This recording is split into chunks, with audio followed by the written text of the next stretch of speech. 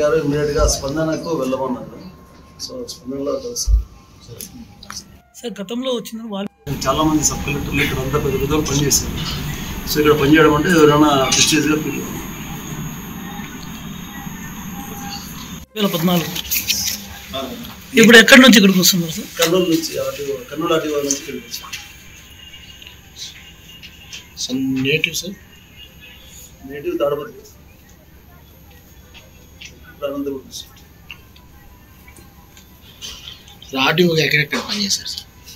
పెనుగోరులో కొద్దికాలం పనిచేశాను, కర్నూలులో చేశాను. ఈ జిల్లాలో వాల్మీకిపురం ఒకటే మీరు పనిచేస్తారు సార్?